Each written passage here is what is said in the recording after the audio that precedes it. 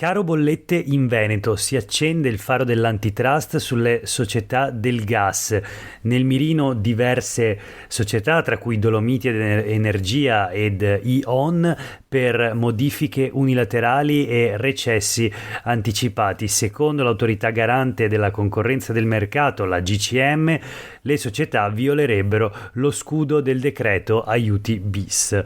Questo è Sveglia Veneto, il primo podcast dedicato all'informazione vista da nord-est. Io sono Jack Calcetto, oggi è giovedì 20 ottobre 2022, la prima notizia del giorno riguarda la crisi energetica e le sue conseguenze sulle tasche dei cittadini veneti.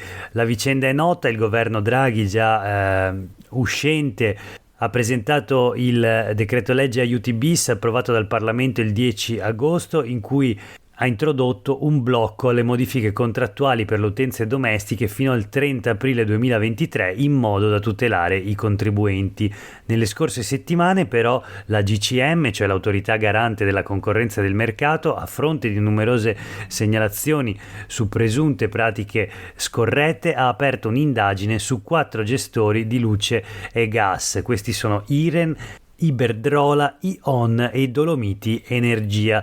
Lo leggiamo sul Corriere del Veneto di oggi, naturalmente in un articolo di Martina Zambon.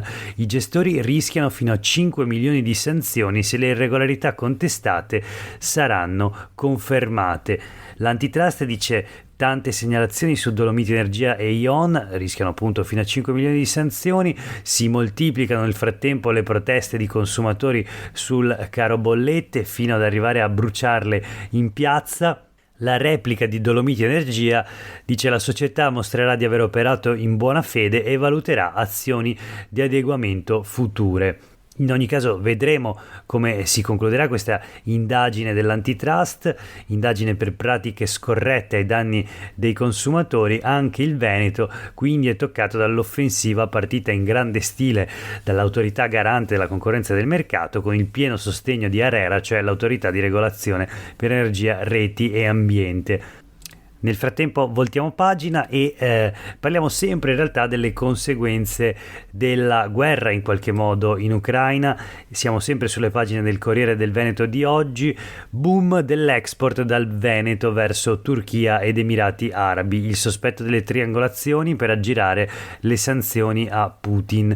Il valore delle merci dirette ad Ankara è passato dai 247 milioni del secondo trimestre 2021 ai 315 milioni del 2022. Cresce il flusso dall'Anatolia alla Russia, quindi appunto il sospetto è che siano in atto delle triangolazioni che servirebbero a evitare le sanzioni nei confronti della Russia di Putin. 280 milioni di euro è il valore delle esportazioni verso il Qatar nei secondi 3 mesi dell'anno. Nei primi 3 mesi si fermavano ad appena 42 milioni, dunque la cifra è più che sestuplicata. Potrebbero non essere solo gli effetti dei mondiali di calcio che arriveranno questo inverno. Guerra in Ucraina e sanzioni a Mosca dopo il riconoscimento da parte della Russia delle regioni ucraine di Donetsk e Luhansk il 21 febbraio 2022, l'invasione dell'Ucraina il 24 febbraio 2022, l'Unione Europea ha imposto alla Russia una serie di nuove sanzioni dopo quelle già applicate a partire dal 2014. Il sistema di sanzioni nei confronti della Russia, unito al blocco della produzione e delle esportazioni anche dalla martoriata Ucraina, ha portato a serie difficoltà per il caro materiali da un lato e l'export dall'altro, un tema cruciale per l'impresa veneta, scrive il Corriere del Veneto. Appunto, polemiche per i blocchi, fin da subito la scelta di applicare sanzioni che si riflettono negativamente sulle attività in ripresa delle piccole medie imprese venete ha scatenato più di qualche polemica nei giorni scorsi. A rinfocolare lo spinoso tema ci hanno pensato Berlusconi e Fontana, neo eletto presidente della Camera, che le ha definite un boomerang. C'è il sospetto, quindi confermato dalle associazioni di categoria, e questa è la notizia del giorno di cui parla il Corriere del Veneto, il sospetto che alcune aziende aggirino le sanzioni, i fatturati lo confermerebbero, spedendo la merce in paesi come Turchia ed Emirati Arabi, che a loro volta spedirebbero tutto alla Russia attraverso una triangolazione. Insomma, nonostante la guerra e le sanzioni, il denaro e le merci trovano sempre una strada, questa un po' la morale. Ma proseguiamo con altre notizie dalla politica. Zaia in visita a Geller, fine vita, ognuno sia libero, non può decidere la politica. Queste le parole del presidente della regione Veneto, Luca Zaia, sul Gazzettino di oggi.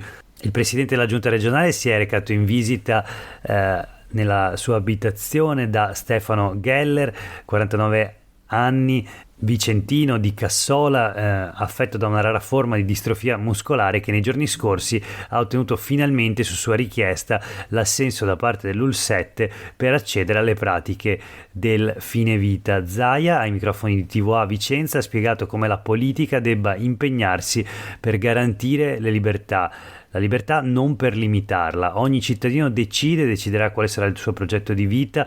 Noi dobbiamo preoccuparci del fatto che tutte le persone possano decidere nella totale libertà, ha detto Zaia, e che non ci sia qualcuno condizionato dal fatto che qualcun altro lo indirizzi verso scelte sbagliate. La politica non può decidere se sia giusto attivare un progetto di fine vita oppure no, ha aggiunto il presidente della regione Veneto. Questo non spetta alla politica, spetta alla coscienza. A Zaia arriva quindi il plauso dell'associazione Luca Coscioni, che dice: le parole del presidente della regione Veneto Luca Zaia sono innanzitutto umili e rispettose, non solo nei confronti di Geller ma di tutte le persone nelle sue condizioni. Questo il commento di Marco Cappato, tesoriere dell'associazione Luca Coscioni, e ha aggiunto Cappato: sono anche finalmente parole semplici e chiare in un panorama politico dove l'ambiguità e la doppiezza l'hanno finora fatta da padrone a destra, al centro e a sinistra, a spese delle persone che soffrono.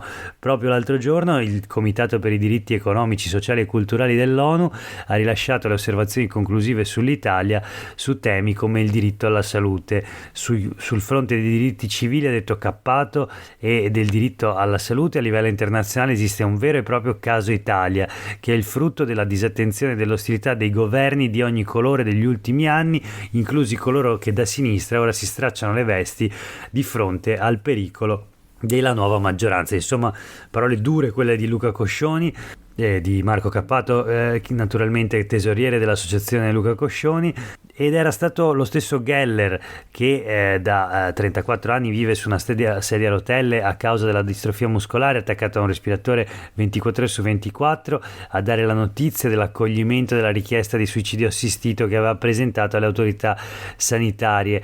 È un gran bel giorno, aveva scritto su Facebook lo scorso 13 ottobre. È stato qui il direttore sanitario dell'ULS 7 Pedemontana, a cui il 30 giugno avevo inoltrato la mia richiesta di suicidio assistito.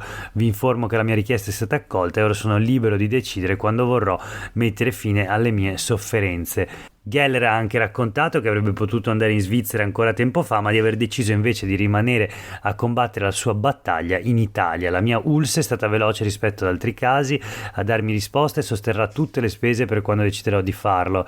Ha raccontato sul quando dipenderà da due fattori: il decorso della malattia e quanto lo Stato italiano e la regione Veneto mi aiuteranno economicamente a fare una vita dignitosa, potendo pagare un'assistenza adeguata ai miei bisogni, perché doversi alzare ogni mattina a affrontare la giornata è già dura così, ma dover pensare anche a come pagare l'assistenza adeguata diventa un ulteriore peso che ti consuma le poche forze. Queste le parole di Stefano Geller.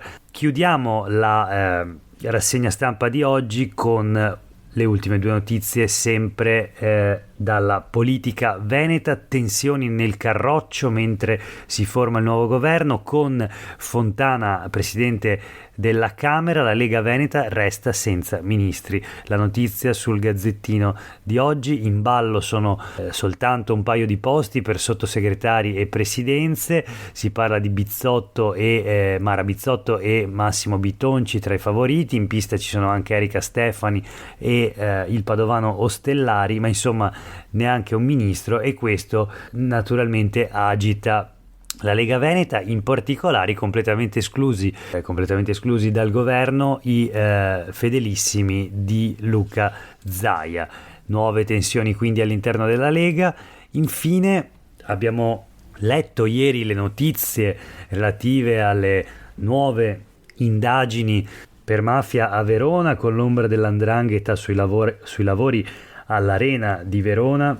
C'è un'indagine della Procura distrettuale antimafia, ma la notizia di oggi invece riguarda una richiesta dell'opposizione in regione. La richiesta è molto semplice: quali misure difenderanno dalle infiltrazioni mafiose i giochi olimpici invernali?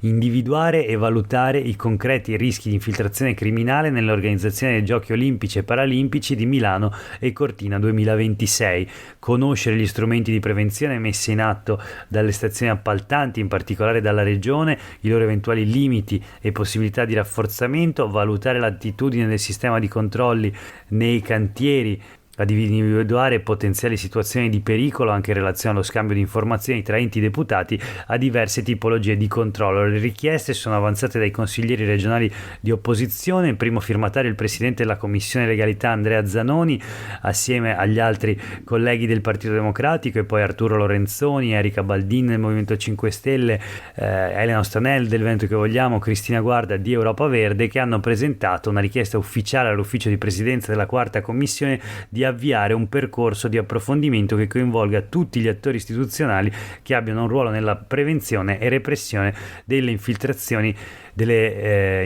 criminali nell'economia regionale. Per oggi è davvero tutto, grazie per aver ascoltato questa puntata di Sveglia Veneto, a tutte e tutti voi una buona giornata.